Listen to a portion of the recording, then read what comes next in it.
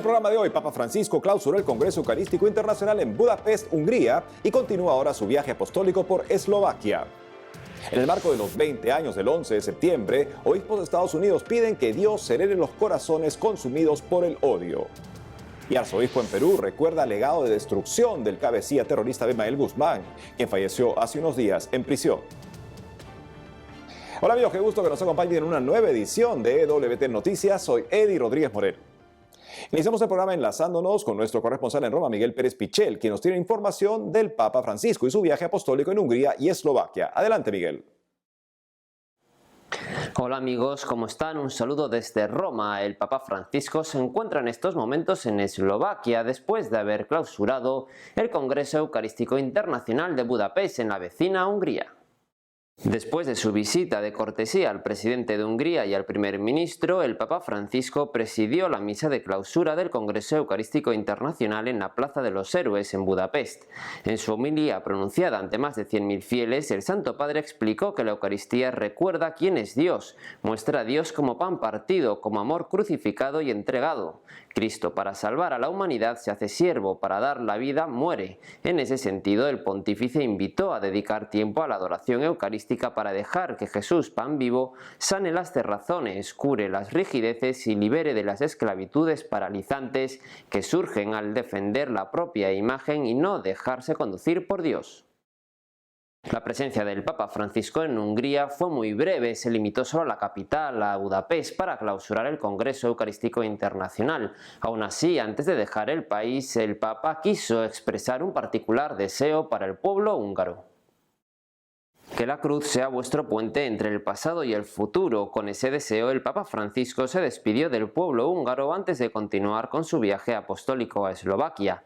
El pontífice destacó que el sentimiento religioso es la savia de Hungría, una savia muy unida a sus raíces, unas raíces que firmes en la cruz impiden encerrarse y abrirse al tiempo, una cruz que lleva a anunciar con la vida el Evangelio liberador. Después de clausurar el Congreso Eucarístico Internacional, el Papa Francisco continuó con su visita apostólica a Eslovaquia. Nada más aterrizar en Bratislava, capital de Eslovaquia, el Papa Francisco dio comienzo a su agenda en el país. Primero mantuvo un encuentro ecuménico en la Nunciatura Apostólica y a continuación celebró una reunión privada con miembros de la Compañía de Jesús en el país. Ya en la mañana de este lunes celebró misa en privado, visitó a la presidenta de Eslovaquia en el Palacio Presidencial, ofreció un discurso a las autoridades civiles y mantuvo un encuentro con los obispos, sacerdotes, religiosos, religiosas y seminaristas. Por el momento, esta es toda la información desde Roma. Informó para EWTN Noticias Miguel Pérez Pichel. Gracias por la información, Miguel. Pasamos a otros ámbitos y les contamos que en el marco de los 20 años de los atentados del 11 de septiembre, los obispos de Estados Unidos pidieron a Dios que serene los corazones consumidos por el odio. Veamos. En el marco del 20º aniversario de los ataques terroristas del 11 de septiembre de 2001 hacia las Torres Gemelas en Nueva York, el presidente de la Conferencia de Obispos Católicos de Estados Unidos, Monseñor José Gómez, publicó un mensaje en el que elevó sus oraciones por los miles de fallecidos ese día y pidió a Dios que brinde consuelo a quienes hoy aún lloran, serenidad a los corazones consumidos por el odio y que procure la paz para este mundo atribulado. Como se recuerda, dichos sucesos, conocidos como el 11S o 9/11, consistieron en 4 ataques perpetrados por terroristas suicidas de Al-Qaeda que dejaron como trágico saldo a 2.996 muertos y más de 25.000 heridos.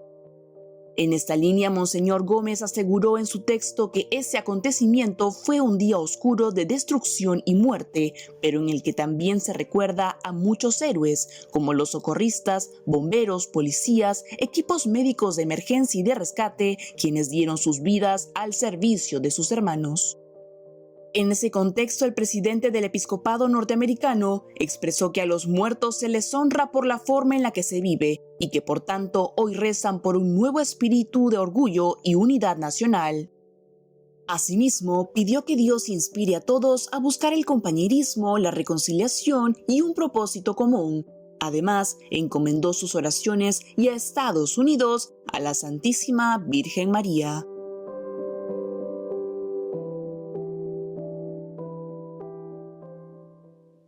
Desde aquí nos unimos en oración por todas las víctimas de esos atentados que conmocionaron al mundo y condenamos todo tipo de acto terrorista que destruye la vida de las personas. Y hablando justamente del terrorismo, este fin de semana falleció en Lima, Perú, Abimael Guzmán, creador del grupo terrorista Sendero Luminoso e ideólogo de la muerte de miles de personas inocentes en su búsqueda por alcanzar el poder e imponer su ideología marxista, leninista y maoísta. Conozcamos los detalles. Hace unos días, el Ministerio de Justicia y Derechos Humanos del Perú confirmó a través de un comunicado la muerte por complicaciones de salud de Abimael Guzmán, creador e ideólogo del grupo terrorista peruano Sendero Luminoso. Ante esta noticia, el arzobispo metropolitano de Piura, Monseñor José Antonio Eguren, recordó que el odio totalitario de Guzmán dejó un legado de destrucción en el país. Desde su captura, en la década de 1990, Guzmán purgó prisión en el Centro de Reclusión de Máxima Seguridad de la Base Naval del Callao. En declaraciones a Así Prensa, Monseñor Eguren destacó que su muerte se da en la víspera de celebrarse los 29 años de su captura por parte de la Policía Nacional del país. Asimismo, el prelado comentó que Guzmán fue fundador de la banda asesina, terrorista y comunista de Sendero Luminoso, causante en los años 90 de las masacres de comunidades enteras, de humildes pobladores de los Andes y selva, así como de personas en las ciudades, incluidos ancianos, mujeres gestantes y niños, quienes fueron cruelmente asesinados. En este contexto, Monseñor Eguren afirmó que el odio de Guzmán también alcanzó a la Iglesia, que sufrió la muerte de 3 sacerdotes, los cuales fueron beatificados en 2015, y de la religiosa María Agustina Rivas López, conocida como Aguchita, asesinada en 1990, cuyo decreto de beatificación por martirio ha sido firmado recientemente por el Papa Francisco. Por otro lado, el arzobispo metropolitano de Piura dijo que hoy se ve con estupor que personas con historial oscuro de vinculación a Sendero Luminoso ocupen cargos en el gobierno y en el Congreso, y no se puede olvidar lo que esta ideología intrínsecamente perversa significa y el sufrimiento que ha causado en la historia reciente del Perú. Finalmente, destacó que el Señor Jesús nos ha pedido amar a nuestros enemigos y en la cruz nos ha dado ejemplo de ello. Por eso, rogó a Dios que tenga misericordia del alma de Abimael Guzmán.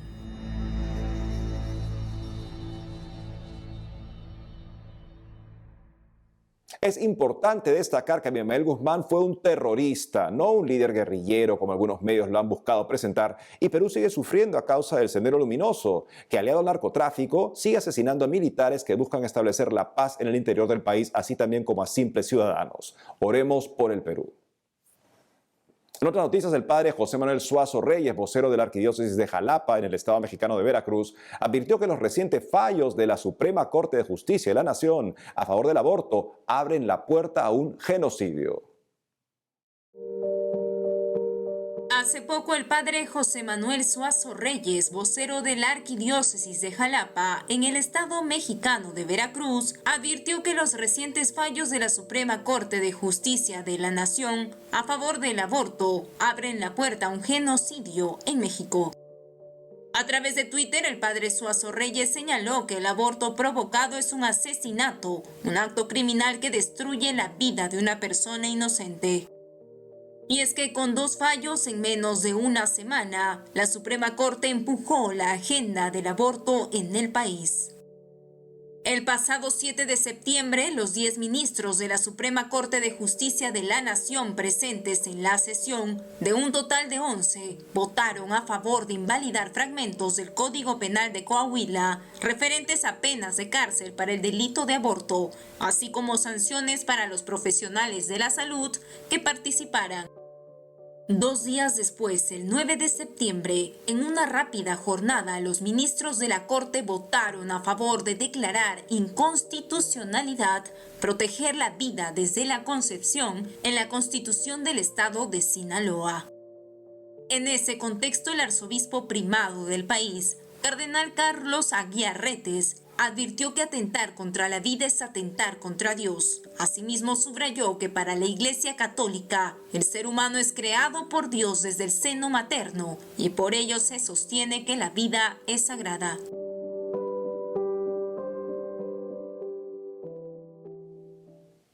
Ahora les contamos que el pasado martes 7 de septiembre se lanzó oficialmente Real Más Verdadero, un ambicioso proyecto global y gratuito que promueve el catecismo de la Iglesia Católica en varios idiomas. Para contarnos más detalles sobre esta interesante iniciativa está conectado con nosotros Edmundo Reyes, cofundador de Real Más Verdadero. Edmundo, qué gusto tenerte con nosotros en EWTN Noticias.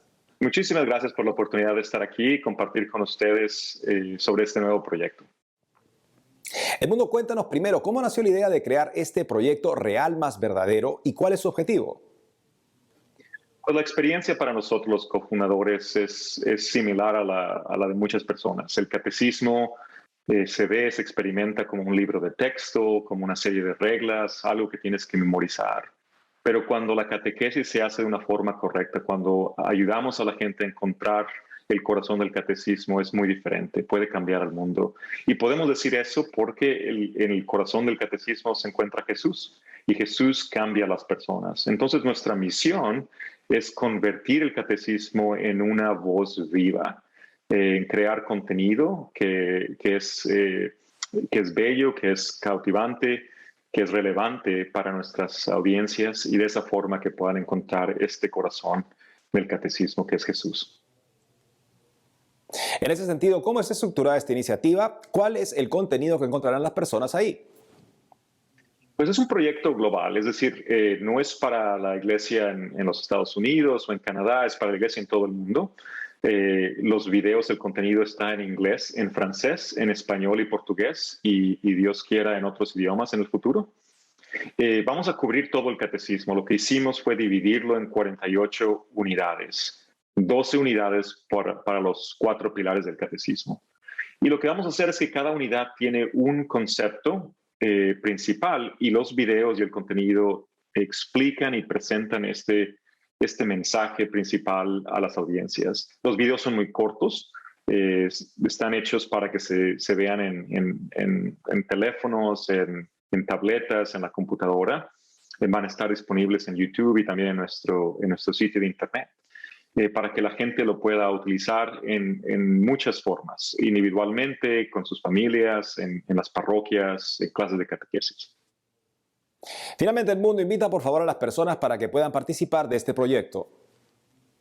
Pues ese es un proyecto de todos nosotros. Queremos invitar a todo el mundo a que sea parte de este proyecto. Lo pueden hacer siguiendonos en las redes sociales, verdadero.org es nuestro sitio en internet y ahí están todos los enlaces para nuestras redes sociales en Facebook, en YouTube, en Twitter, en TikTok. Queremos invitar a todos a que sean parte de esta comunidad, una comunidad que cree en este mensaje, que cree que es necesario comunicar el don de nuestra fe a las siguientes generaciones y que quieren conectar con este corazón del catecismo. El corazón del catecismo es Jesucristo. Entonces es una catequesis de encuentro y queremos invitar a todos a encontrar a Jesús en el catecismo. Edmundo Reyes, cofundador de Real Más Verdadero. Gracias por habernos acompañado hoy en EWTN Noticias. Muchísimas gracias por esta oportunidad. Gracias, Edmundo. Amigos, tenemos que hacer una pausa, pero al regresar, exfutbolista profesional explica cómo la fe le ayudó a superar la muerte de su hijo. Además, pastorales juveniles vocacionales en Bolivia celebran 4 décadas de servicio. Ya volvemos con más información en EWTN Noticias.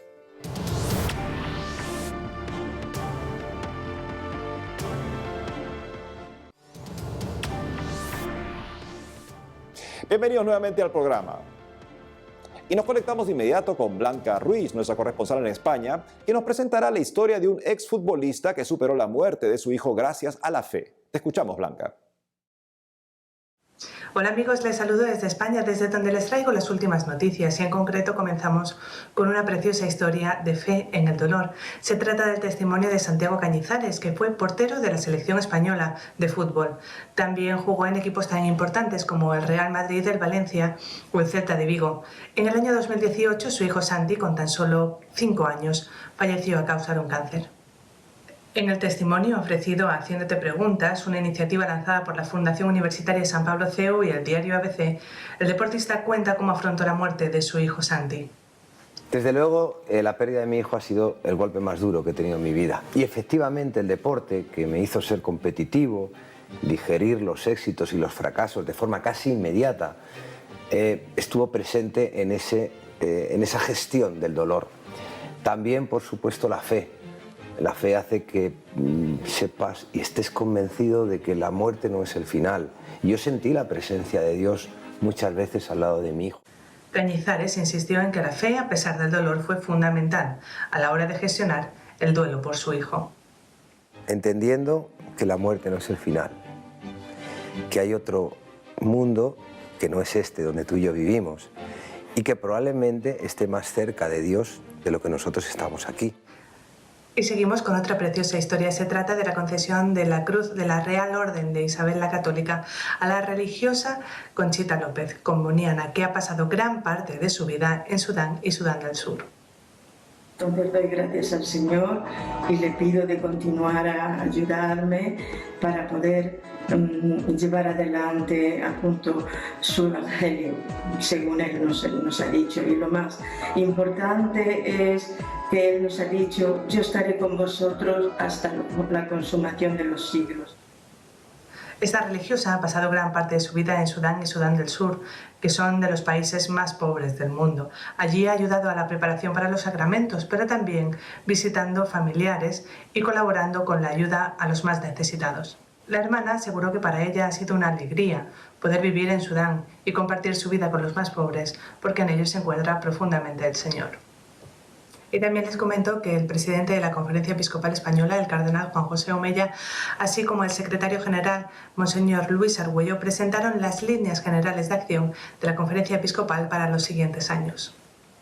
Y de alguna manera pues vamos intentando aterrizar, viendo cómo podemos, esta Iglesia, que es la casa de acogida de todos, para vivir la esperanza, la fraternidad, la comunión y dar signo de esperanza en nuestro mundo y ayudar a los demás a descubrirlo, el mensaje de Jesús, que es maravilloso, por el que hemos dado la vida, los cristianos.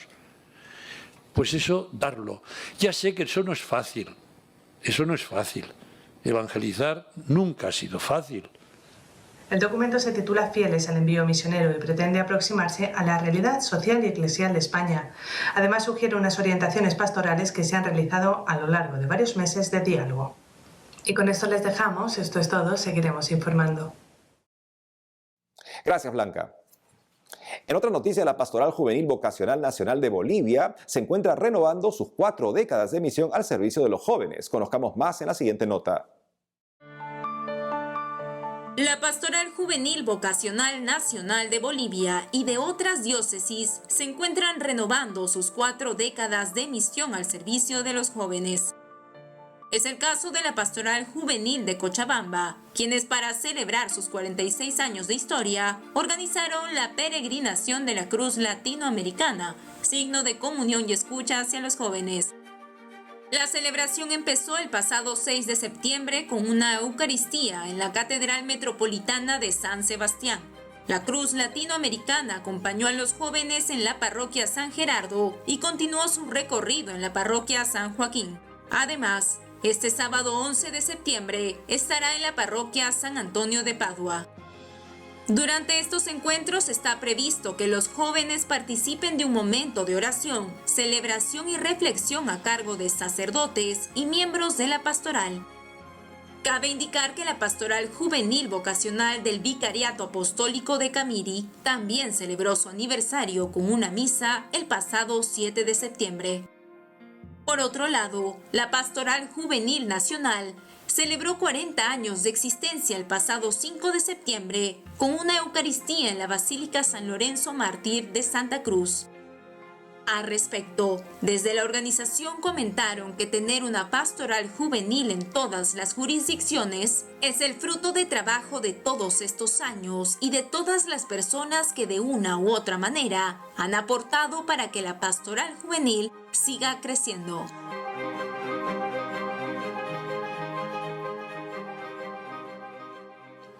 Pasando a otras noticias, les contamos que la cantante colombiana Adri Duque lanzó hace poco su nuevo sencillo, Bienaventurada. Vamos a ver un poco de esta canción.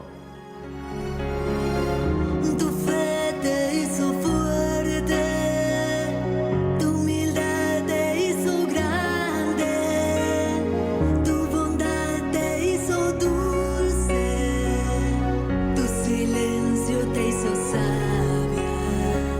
Eres madre del más grande.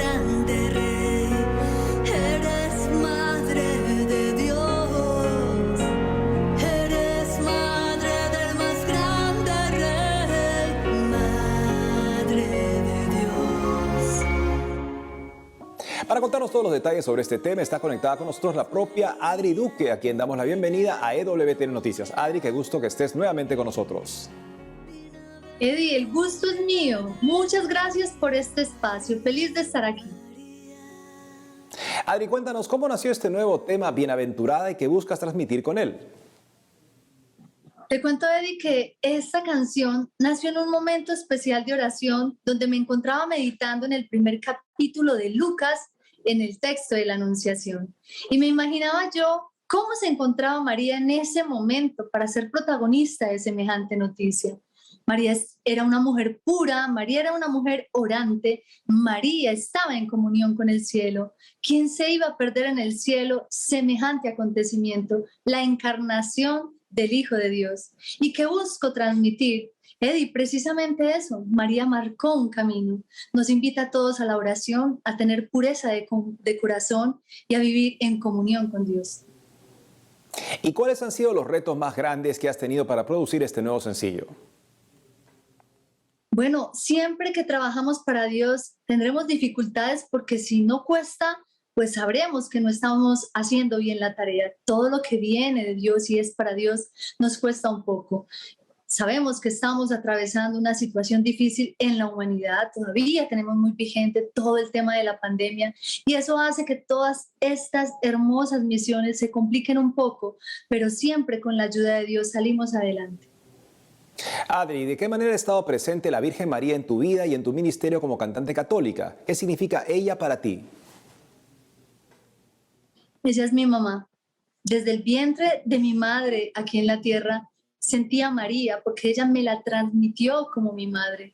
Cuando nací, antes de hablar, ya mi madre juntaba mis manos para hacer el rosario con ella. Crecí en medio del rosario, el amor al rosario, entendiendo que María es guía, que María es maestra y que es el camino corto y perfecto para llegar a Dios. Ella nos presenta como ofrenda a Dios. Ella es mi mamá.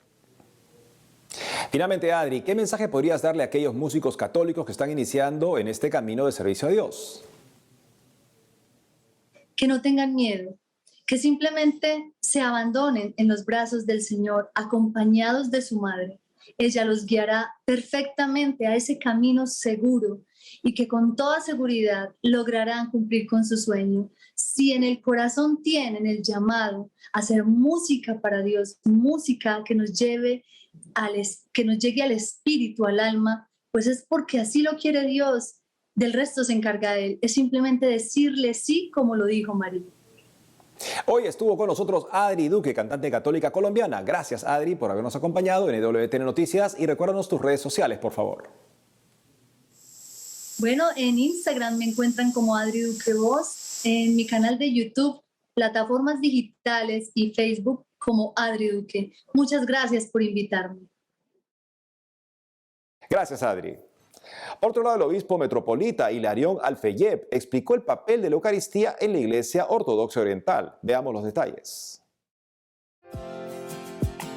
En el marco del reciente Congreso Eucarístico Internacional en Budapest, Hungría, el obispo metropolita Hilarión Alfeyeb resaltó la importancia de la Eucaristía para la Iglesia Ortodoxa. Pero ¿cuál es su papel en la vida de los creyentes? De acuerdo a lo explicado por el metropolita Alfeyeb durante su respectiva exposición en el 52 Congreso Eucarístico Internacional en Hungría y en declaraciones posteriores para EWTN, si bien hay muchas diferencias entre los católicos y los ortodoxos orientales, enfatizó que estos comparten la misma comprensión de la Eucaristía.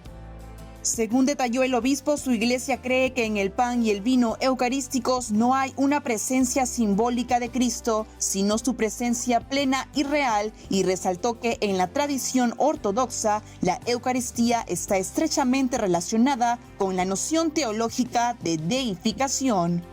Asimismo, señaló que los creyentes estamos llamados a adquirir cualidades divinas sin dejar de ser humanos y resaltó que la Eucaristía es el medio más poderoso para lograrlo, porque es el cuerpo y la sangre de nuestro Señor Jesucristo el que entra en nuestro cuerpo y su sangre comienza a fluir en nuestro ser.